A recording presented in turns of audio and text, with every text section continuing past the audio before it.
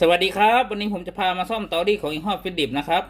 อาการเสียที่ลูกค้าแจ้งว่าเครื่องเปิดไม่ติดนะครับเดี๋ยวทำการเปิดเครื่องลองเครื่องดูก่อนครับทำการเปิดตัวเครื่องนะครับตัวนี้เปิดตัวเครื่องเลยนะครับไฟด้านหน้าก็ไม่ติดนะครับ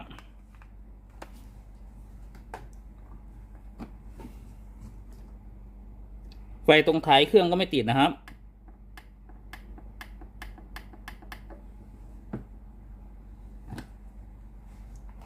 อาการเสียตามที่ลูกค้าแจ้งเลยนะครับเดี๋ยวผมจะพาแกะภายในตัวเครื่องตรวจสอบหาสาเหตุอาการเสียนะครับ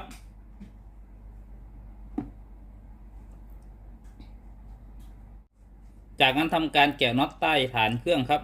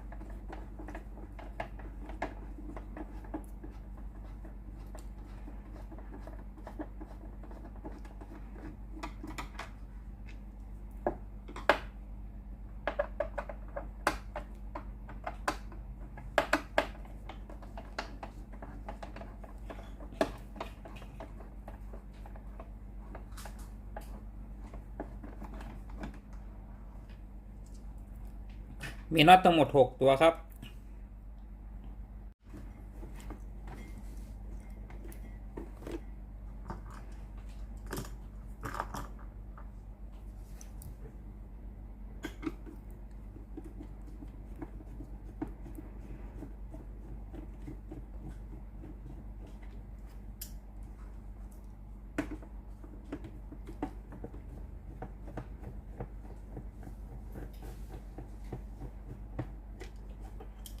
น็อตอีก2ตัวครับ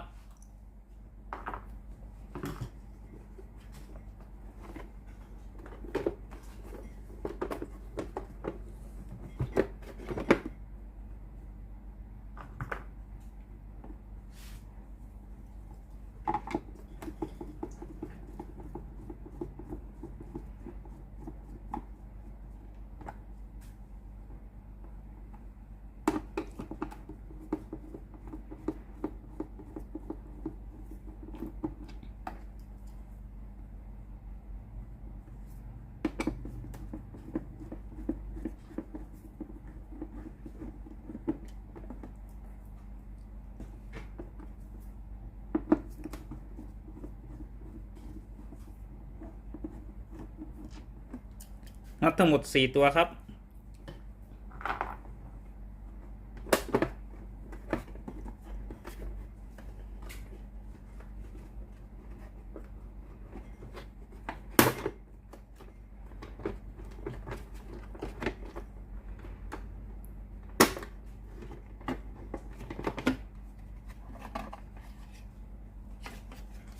นำสายแพรออกก่อนครับ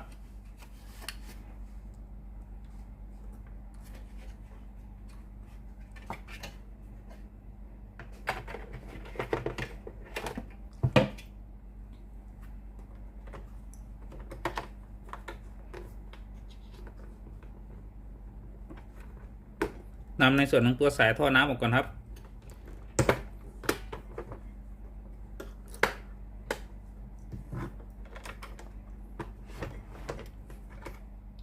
ขันน็อตออก1ตัวครับ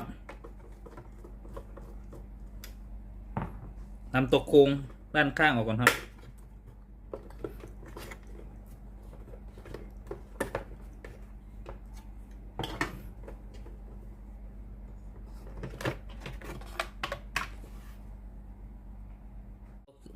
เมื่อเราแกะในส่วนของตัวฝาโครงตัวครอบเครื่องออกไงนะครับเดี๋ยวเรามาดูอะไรต่างๆภายในตัวเครื่องนะครับตัวอะไหล่ภายในตัวเครื่องนะครับของรุ่นนี้ก็ไม่มีอะไรแปลกใหม่นะครับเป็นอะไหล่ตำแหน่งเดิมนะครับเพิ่มเติมก็คือในส่วนของตัวสายท่อน้ำตัวนี้ยาวขึ้นกว่าเดิมนะครับและในส่วนของตัวสายท่อน้ำตัวนี้เป็นแบบใหม่นะครับส่วนตัวบอร์ด cover ก็ยังอยู่รูปทรงเดิมนะครับกับรุ่นเก่าและตัวปั๊มน้ำก็ยังจัดวงจรเหมือนเดิมในส่วนของตัวหม้อต้มก็ไม่มีอะไรแปลกใหม่นะครับมีในส่วนของตัวโซโลนอยด์วาล์วและในส่วนของตัววาล์วเซฟตี้เหมือนเดิมและในส่วนของตัวเซ็นเซอร์นะครับตรวจจับระดับน้ำเพิ่มเติมขึ้นมาก็คือในส่วนของตัวปุ่มแคลคีนนะครับก็คือปุ่มนี้นะครับเวลาลูกค้าหมุนในส่วนของตัวปุ่มแคลคีนนะครับก็คือปุ่มนี้นะครับขณะที่เครื่องยังร้อนอยู่นะครับโดยปกติแล้วน้ำจะพุ่งออกมาทางปุ่มแคลคีนตรงนี้นะครับแต่ตัวนี้จะออกแบบมาให้มีลูกยางนะครับลูกยางตรงนี้ป้องกันไอ้น้ำย้อนมาโดนในส่วนของตัวมือของลูกค้านะครับและด้านในจะเจาะเป็นรูนะครับเพื่อให้ระบายไอ้น้ำลงตรงท่อสีแดงนะครับลงใต้ฐานเครื่องนะครับเพื่อไม่ให้โดนในส่วนของตัวมือลูกค้านะครับเพิ่มเติมขึ้นมาอีกนิดหน่อยครับอย่างอื่นก็ยังเหมือนเดิมครับพวกเซ็นเซอร์น้ำแล้วก็พวกบอร์ดปั๊มน้ำโซโลนอยด์วาล์วแล้วก็ตัววาล์วเซฟตี้ก็ยังเป็นเหมือนเดิมนะครับหลักการทำงานก็ยังเหมือนเดิมนะครับของตัวเครื่องเท่าที่ผมเคยอธิบายมาก่อนหน้านี้นะครับกับรุ่นเก่าๆเดี๋ยวอาการที่ลูกค้าแจ้งตัวนี้ไฟไม่เข้าเดี๋ยวเรามาตรวจสอบกันก่อนครับว่าสาเหตุเกิดจากอะไรเดี๋ยวผมจะพามาดูในส่วนของตัวแผงควบคุมดักนะครับว่าพวกอุปกรณ์อะไรมีรอยไหม้มีรอยอะไรหรือเปล่านะครับก่อนที่เราจะทำการวัดไฟดูนะครับว่าสาเหตุเกิดจากอะไรเบื้องต้นเราก็ต้องดูก่อน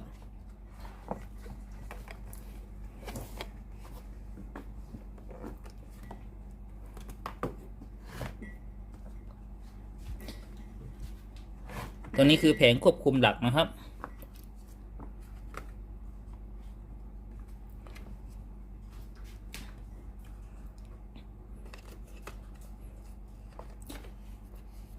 ตัวนี้สิ่งที่เราพบนะครับก็คือในส่วนของตัว R นะครับตำแหน่ง 3.01 นะครับตัวนี้มีรอยไหม้นะครับไม่รู้ว่าสาเหตุเกิดจากอะไรนะครับเราต้องแกะภายในตัวบอร์ดดูก่อนเพื่อหาสาเหตุนะครับตัวนี้มีรอยไหม้เดี๋ยวแกะด้านในของตัวบอร์ดมาดูก่อนครับ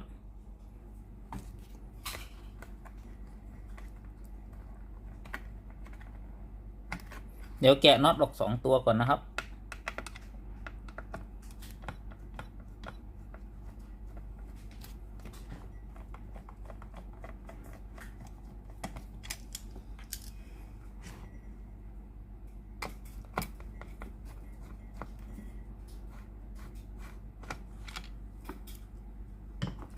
ทำการแกะน็อตที่บอร์ดอีก3 ตัวครับ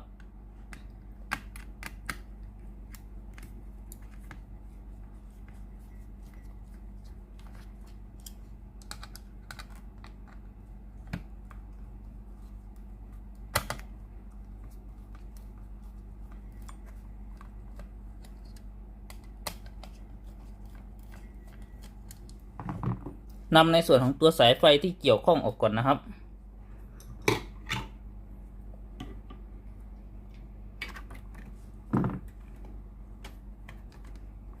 สายเซ็นเซอร์หม้อต้มสายเซ็นเซอร์น้ำสายไฟที่ไปเลี้ยงในส่วนของตัวสุดบอร์ดหน้าเตานะครับ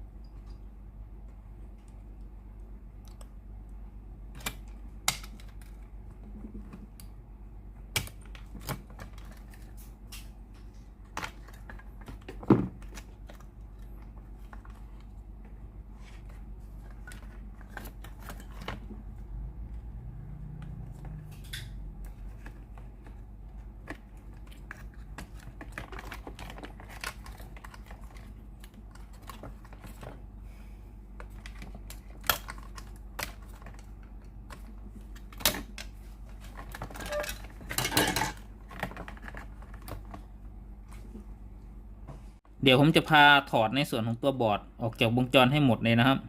เพื่อมาซ่อมบอร์ดด้านนอกของตัวเครื่องนะครับ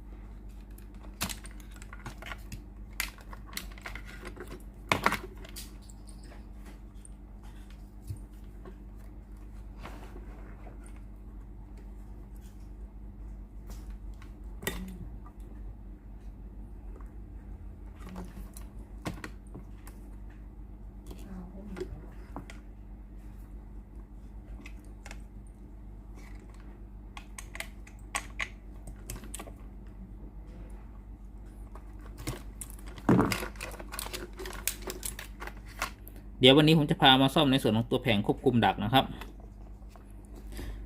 นำมาดูในส่วนของตัวตำแหน่ง R ที่ไหม้นะครับ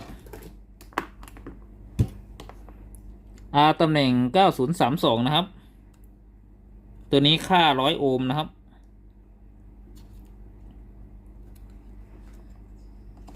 R ตัวนี้จะต่ออยู่กับซ็อกเก็ตตัวนี้นะครับก็คือเป็นไฟบ้านนะครับไฟ220 โวลต์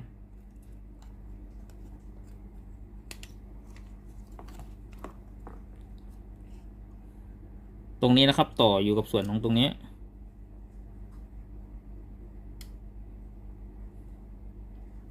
ตัวนี้คือขา R ที่ไหม้นะครับอีกฝั่งหนึ่งจะข้ามมาหาในส่วนของตัวไดโอดนะครับก็คือไดโอดตำแหน่ง8001ตัวไดโอดตัวนี้ก็จะทำหน้าที่เรียงกระแสนะครับจากไฟ AC ให้เป็นไฟ DC นะครับกรองเฉพาะในส่วนของตัวไฟที่เป็นเฟสบวกนะครับข้ามมาฝั่งนี้เข้ามาเก็บประจุที่ขาคาปาซิเตอร์นะครับขั้วบวกตำแหน่ง2002ก็คือตัวนี้นะครับจากนั้นก็จะเข้ามาในส่วนของตัวคอยฟิลเตอร์นะครับขานี้ออกมาขานี้นะครับ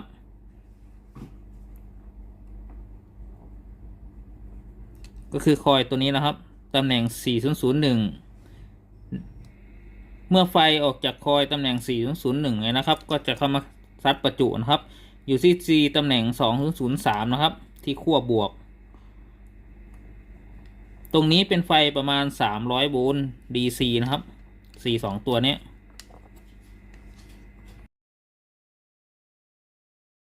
ก็คือขานี้นะครับขาตัว C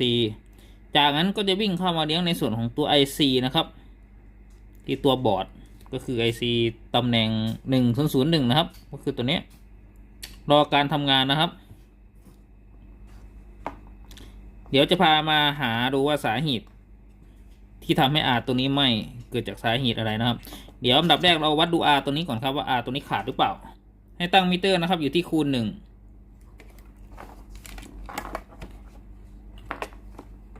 ตัวนี้ค่า100 โอห์มนะครับ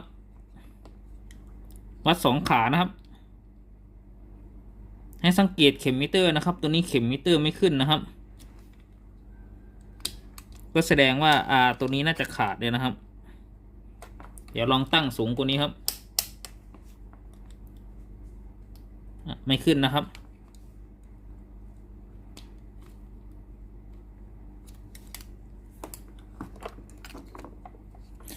ถ้าตัวนี้ขาดหรือไม่นะครับน่าจะมีสาเหตุที่อุปกรณ์ตัวอื่นเสียนะครับ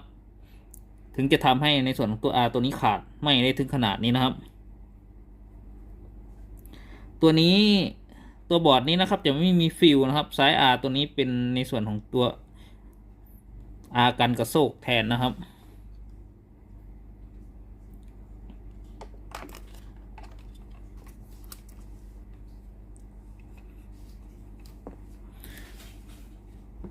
เราจะยังไม่เปลี่ยนในส่วนของตัว ออกจากวงจรนะครับเดี๋ยวผมจะพามาวัดในส่วนของตัว C ตรงนี้นะครับตำแหน่ง C 2002นะครับ ตัวนี้นะครับวัดขานะครับวัดในส่วนของตัวขา C นะครับวัดคว่ำเลยนะครับตั้งมิเตอร์เหมือนเดิมนะครับคูณ1นะครับ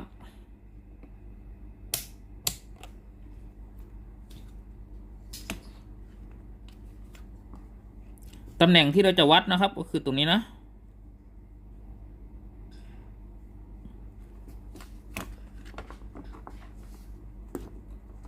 สายเข็มมิเตอร์นะครับวัด2ขา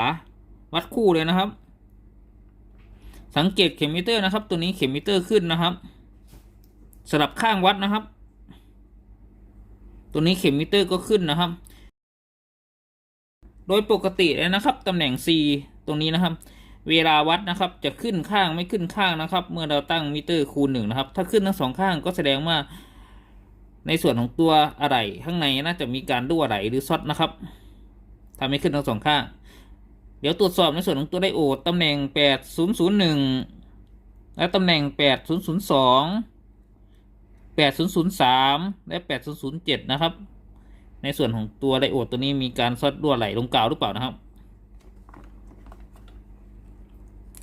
วัดตำแหน่ง8001ก่อนนะครับตัวนี้ขึ้นข้างไม่ขึ้นข้างใช้งานได้นะครับตำแหน่ง8002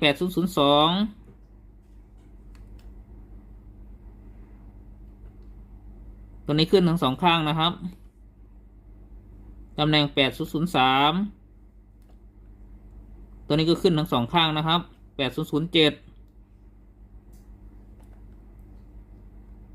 ตัวนี้ขึ้นข้างไม่ขึ้นข้างนะครับ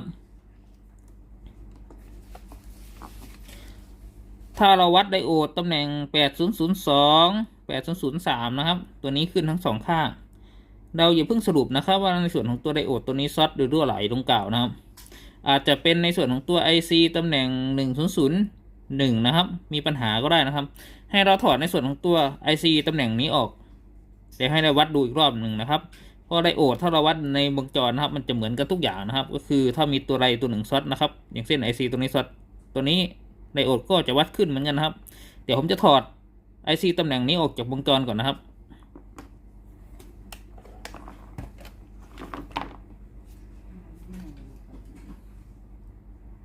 เดี๋ยวจะพามาถอดในส่วนของตัว IC ออกจากวงจรนะครับ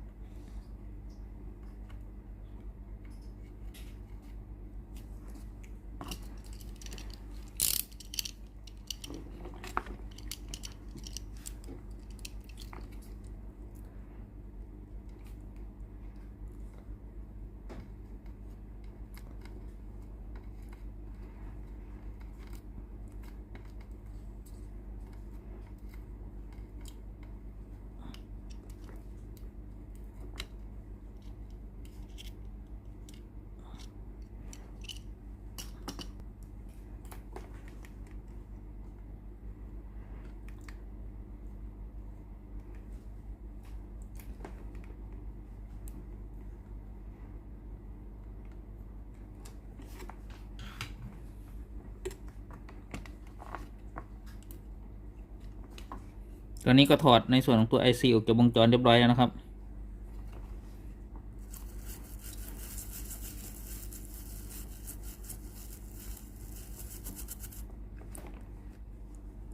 หลังจากที่เราถอดในส่วนของตัว IC ออกจากวงจรนะครับตำแหน่ง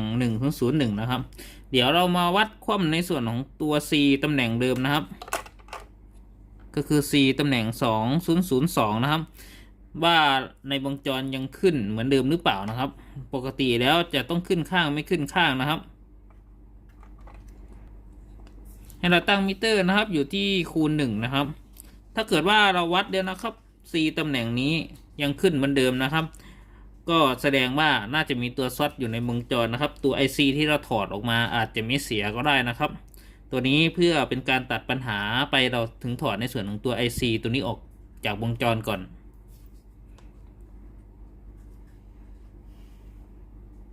ทำการวัดความ C เลยครับสังเกตเข็มมิเตอร์นะครับ ตัวนี้เข็มมิเตอร์ก็ยังขึ้นเหมือนเดิมนะครับก็แสดงว่าในวงจรนี้ยังมีตัวซ็อตอยู่นะครับวัดในส่วนของตัวไดโอดตำแหน่ง8002ดูเหมือนเดิมครับ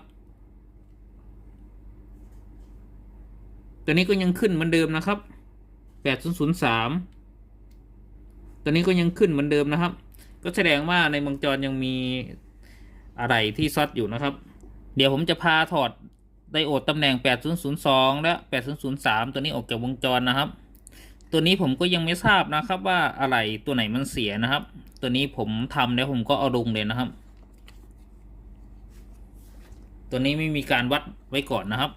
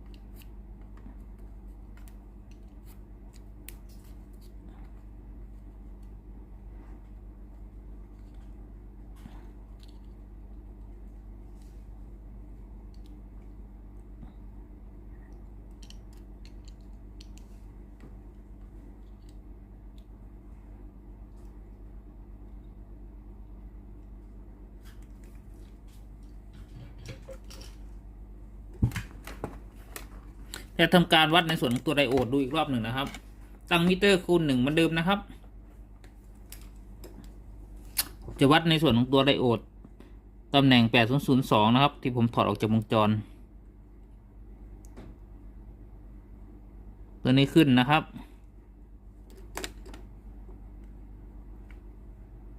ตัวนี้ขึ้นนะครับก็แสดงว่าไดโอดตำแหน่ง8002ตัวนี้ซ็อตนะครับเดี๋ยววัดดูตำแหน่ง8003นะครับตัวนี้เราจะไม่ถอดออกจากวงจรนะครับเพราะว่าเราไม่ได้ต่อในวงจรแล้วเราถอดตำแหน่ง8002ออกแล้ว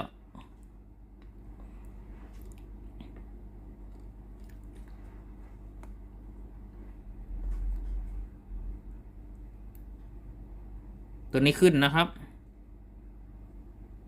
ตัวนี้ก็ขึ้นนะครับก็แสดงว่าไดโอดตำแหน่ง8002กับตำแหน่ง8003ตัวนี้ซ็อตแล้วนะครับ2ตัว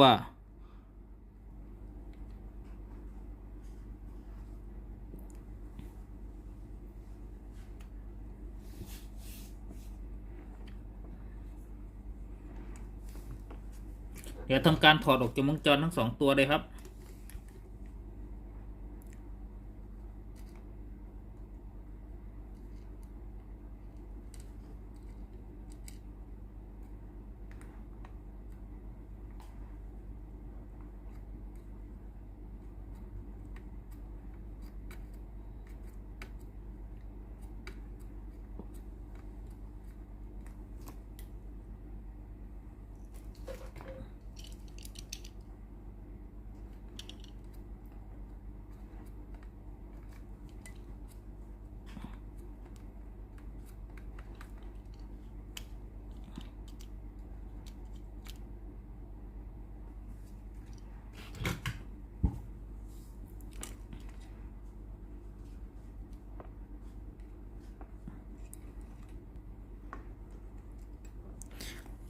เดี๋ยวจะพามาวัดนอกวงจรนะครับไดโอด2ตัว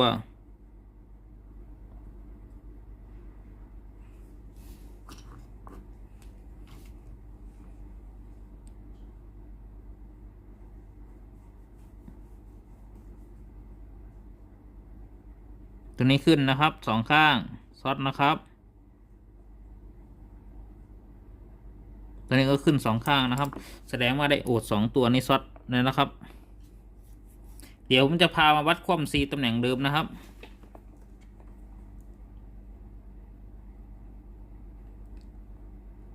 สังเกตเข็มมิเตอร์นะครับตัวนี้เข็มมิเตอร์ไม่ขึ้นเลยนะครับ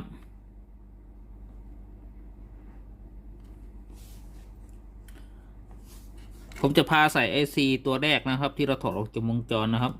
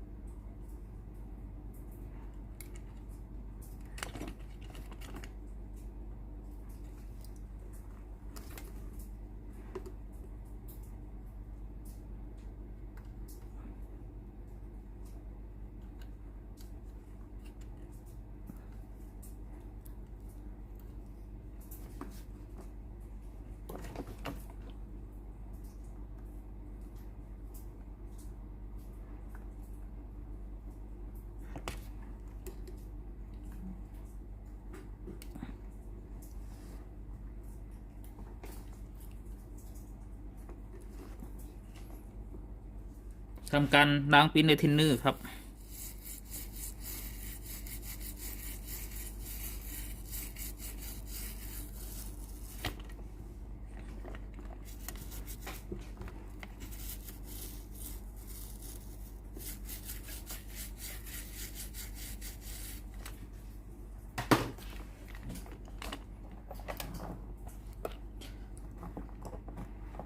ตั้งมิเตอร์คูณ 1เหมือนเดิมนะครับเดี๋ยววัดความในส่วนของตัว C นะครับ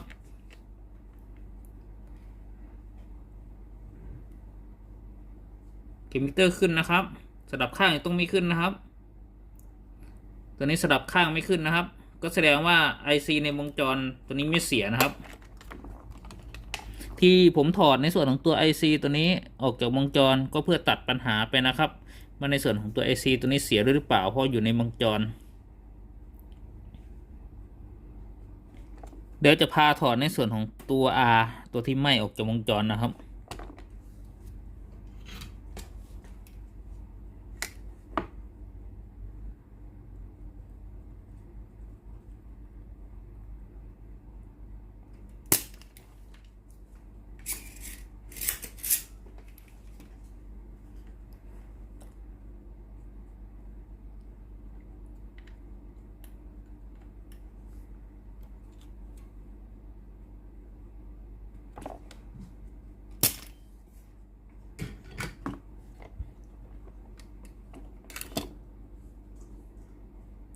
ตัวนี้คือ R ที่ไหม้นะครับส่วนตัวปิ้นนี่ก็ขูดทำความสะอาดหน่อยนะครับตรงที่ไหม้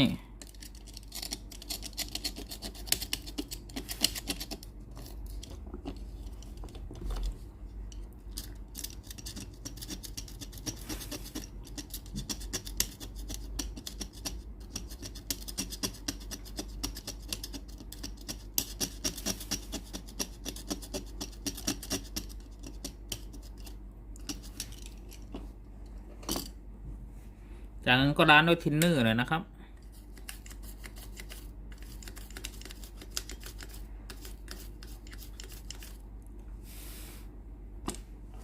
เดี๋ยวผมจะพามาวัดว่า R ดีหรือ R เสียวัดแตกต่างกันยังไงนะครับตัวนี้ค่า100 โอห์มนะครับวัดตัวเสียตัวนี้เข็มมิเตอร์จะไม่ขึ้นนะครับเดี๋ยววัดตัวดีนะครับตัวนี้เข็มมิเตอร์ขึ้นนะครับ100 โอห์มนะครับ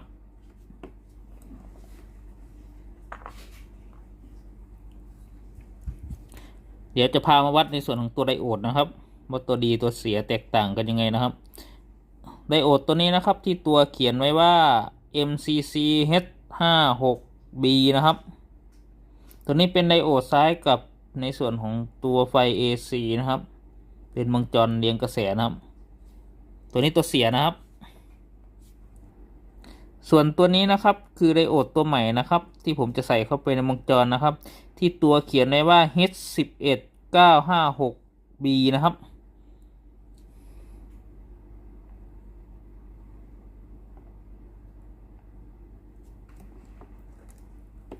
วัดเปรียบเทียบนะครับระหว่างตัวดีและตัวเสียเดี๋ยวจะพาวัดตัวเสียก่อนนะครับตัวนี้ขึ้นนะครับวัดสลับขานะครับ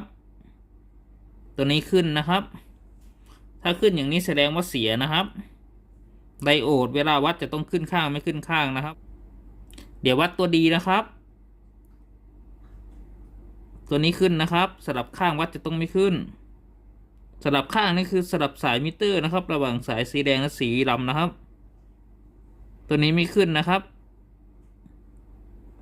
ตัวนี้ไดโอดดีนะครับเดี๋ยวผมจะพาเปลี่ยนในส่วนของตัว R ตัวใหม่เข้าไปในวงจรนะครับในส่วนของตัวไดโอดเข้าไปในวงจร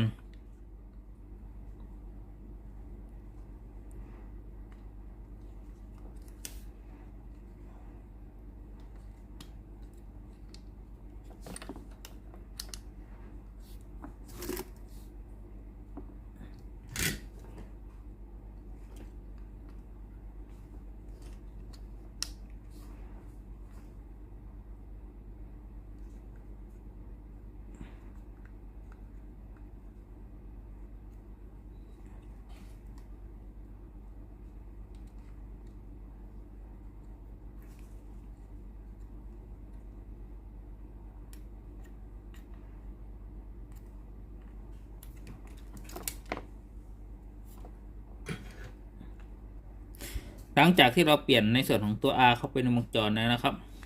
เดี๋ยวเปลี่ยนในส่วนของตัวไดโอดตัวใหม่เข้าไปในวงจรนะครับ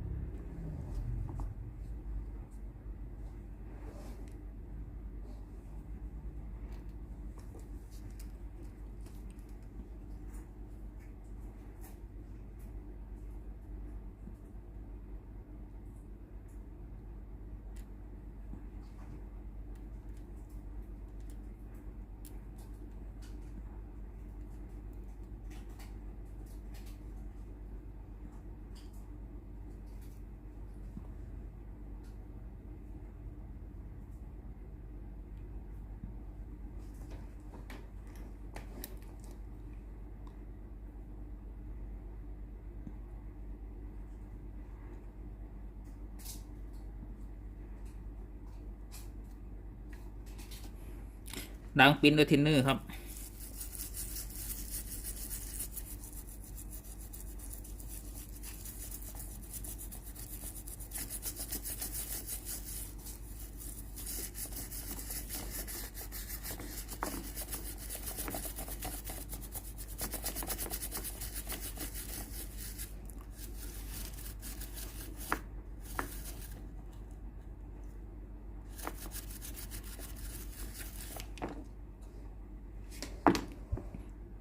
แล้วก็เปลี่ยนในส่วนของตัวไดโอดแล้วก็ในส่วนของตัว R เสร็จเรียบร้อยแล้วนะครับ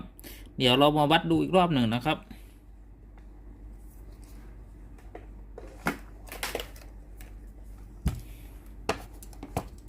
ตั้งมิเตอร์คูณ1เหมือนเดิมนะครับวัดความตำแหน่ง C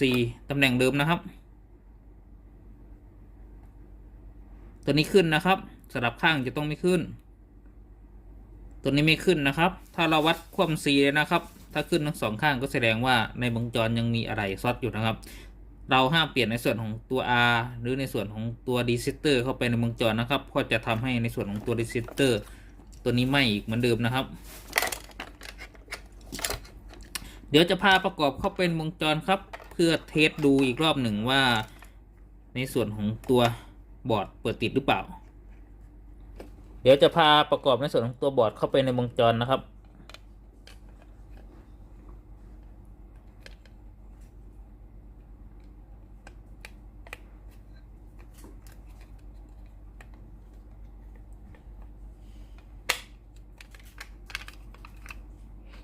ยึดน็อตไว้ก่อนครับ3 ตัว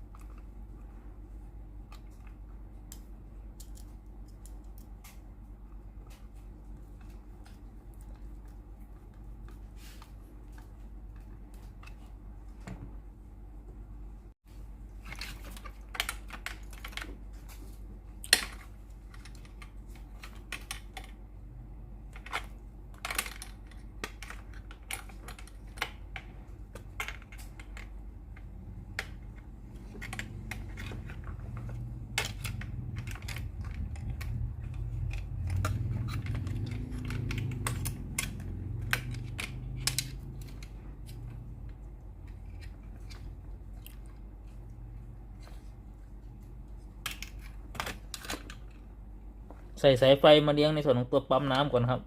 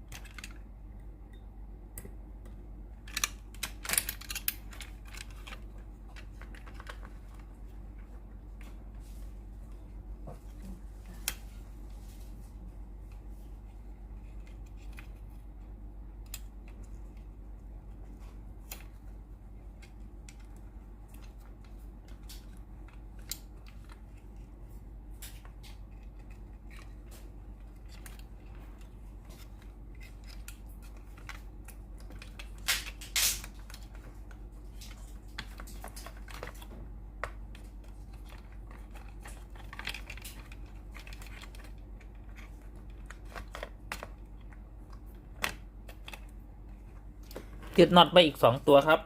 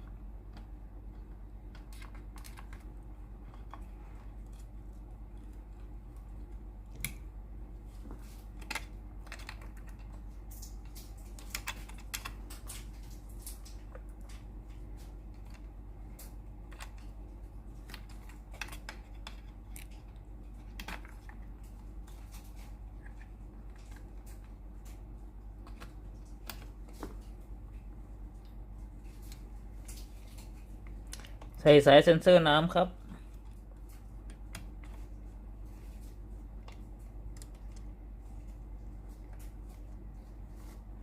สายเซ็นเซอร์หม้อต้มครับ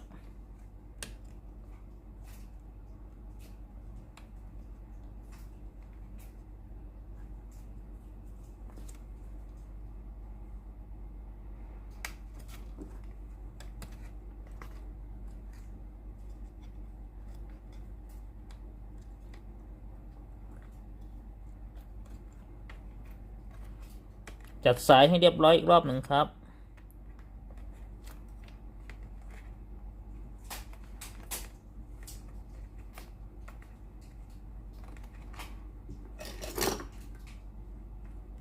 ใส่ในส่วนของตัวสายแพรครับ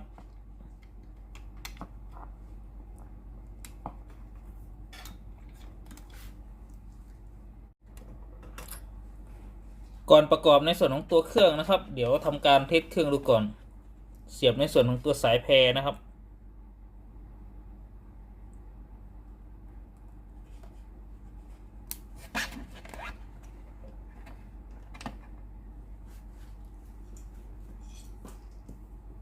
จากนั้นให้เสียบในส่วนของตัวปลั๊กไฟครับ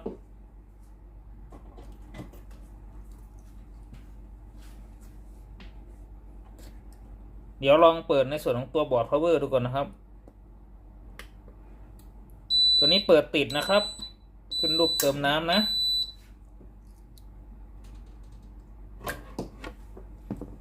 หลังจากที่เราเทสเครื่องเปิดติดแล้วนะครับเดี๋ยวผมจะพาประกอบในส่วนของตัวเครื่องนะครับ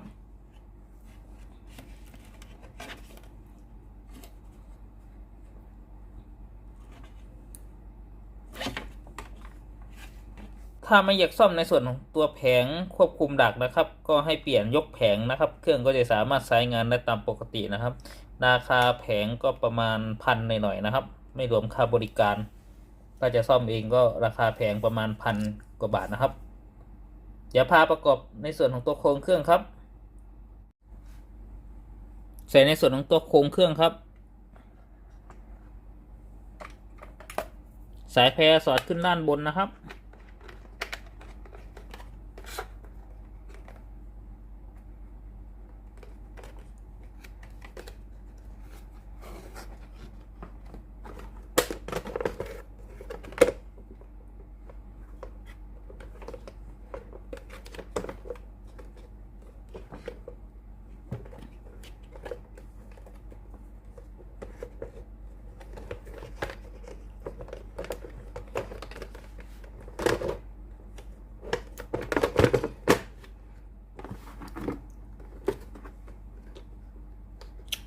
ใส่ในส่วนของตัวสายท่อน้ำครับ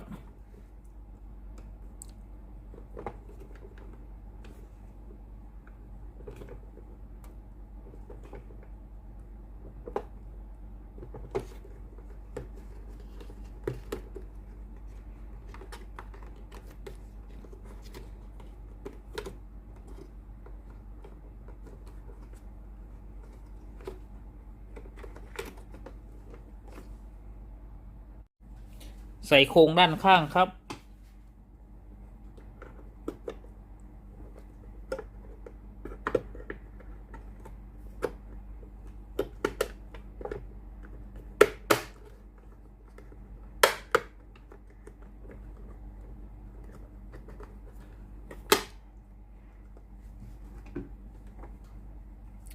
ยึดน็อตอีก1ตัวครับ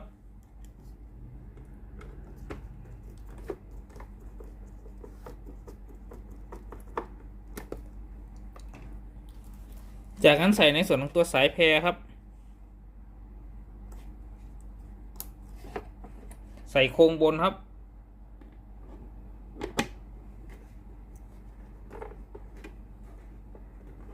จัดสายแพรอีกรอบหนึ่งครับ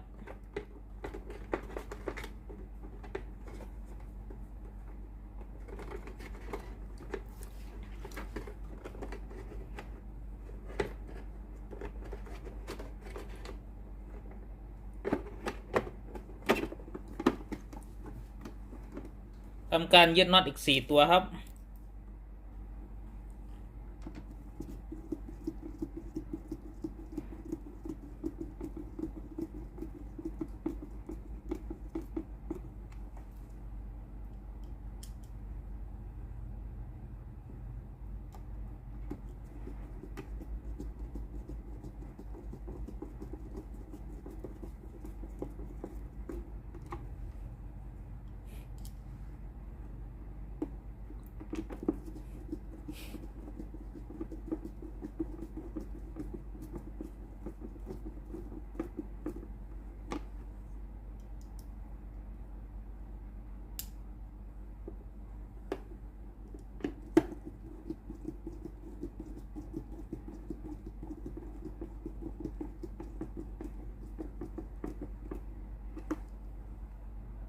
ยึดน็อตอีก2ตัวครับ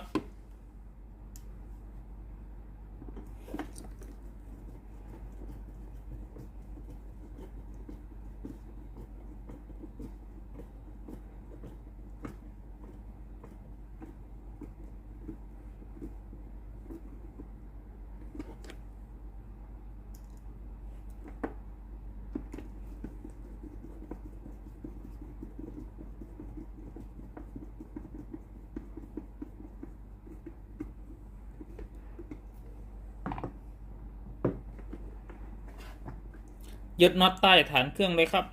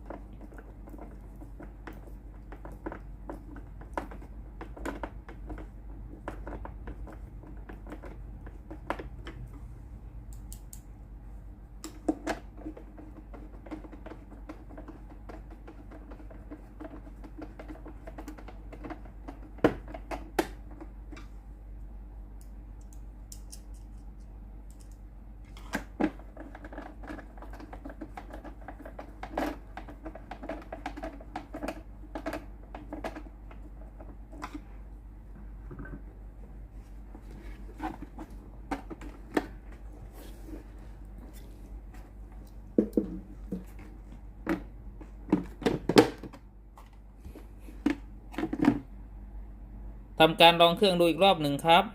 ทำการเปิดในส่วนของตัวเครื่องครับสังเกตนะครับตัวนี้ไฟ LED ด้านหน้าเครื่องติดกับพริบเลยนะครับแสดงว่าตัวเครื่องเปิดติดปกติแล้วนะครับเดี๋ยวรอดูก่อนว่าในส่วนของตัวเครื่องสายงานได้ตามปกติหรือเปล่า อนนี้หน้าเตาร้อนปกติครับ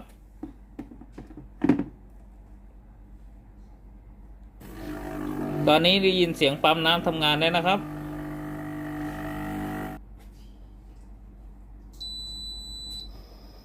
ตอนนี้เครื่องพร้อมใช้งานแล้วนะครับเดี๋ยวทำการกดปุ่มจ่ายน้ำ